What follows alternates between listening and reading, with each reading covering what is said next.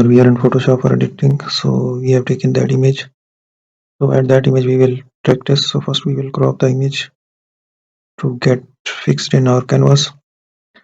We will add some borders and style as well. So there it is.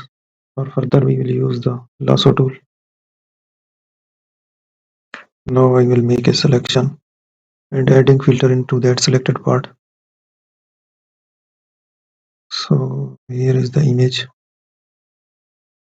and it's a greenness. Here is the relief as well. We can increase greenness, increase glow amount as well.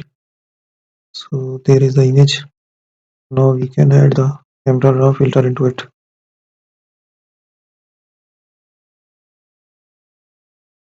Let's increase and decrease the temperature. So here is exposure, contrast, shadow, so that it is